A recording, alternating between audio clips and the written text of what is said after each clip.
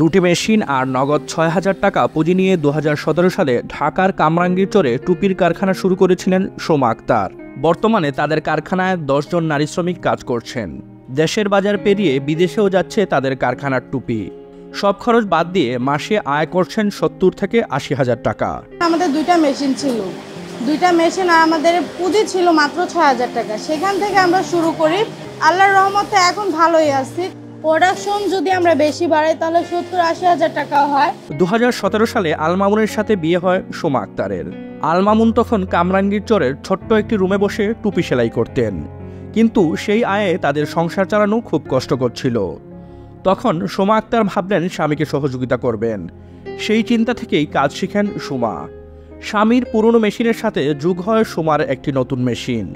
এভাবেই যাত্রা শুরু হয় তাদের টুপি কারখানার। আমাদের বিয়েটা হয় ২০১৭ সাল।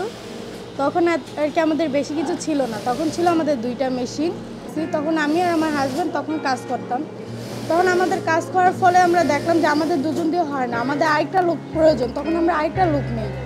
সৌদি আরব, ইন্ডিয়া, পাকিস্তান এগুলো কান্ট্রিতে আমাদের মাল দিয়ে যাচ্ছে। ব্যবসা মানে মালের কোয়ালিটি খুবই ভালো মানের জন্য আমাদের মালটা ধরতে হবে। টুপির মান ভালো হয় ধীরে ধীরে চাহিদা বাড়তে থাকে তাদের কারখানায়। আসতে থাকে নতুন নতুন অর্ডার। একজন দুজন করে শ্রমিক ও মেশিন বাড়াতে থাকেন তারা। নতুন মেশিন আর কারখানার জন্য ঘর বানানিতে শক্তি ফাউন্ডেশন থেকে ঋণ নেন সোমা আক্তার। এভাবেই বাড়তে থাকে তাদের ব্যবসার পরিধি। তখন ওই মুহূর্তে যখন আমরা কাজ করা চলাকালীন আমাদের দেখলাম আরও কিছুটা মেশিন প্রয়োজন, কারণ তখন আমাদের প্রোডাকশন দরকার ছিল, মালেরও চাপ ছিল। আমরা ফার্স্টে যখন লোনটা নিয়েছিলাম তখন আমরা একটা মেশিন কিনেছি। মার্কেট থেকে আমরা কিছু কাপড় সংগ্রহ করেছি, তারপর আবার আরেকটা মেশিন কিনেছি, লোকও নিয়েছি। আফগানি, নেপালি, জরিসহ বিভিন্ন ডিজাইন ও আকৃতির ৫ থেকে ৬০০ টুপি দিনে তৈরি করতে পারেন তারা। রাজধানী ঢাকার চকবাজার ও গুলিস্তানের খদ্দর মার্কেট সহ দেশের বিভিন্ন পাইকারি মার্কেটে চলে যাচ্ছে তাদের এসব টুপি।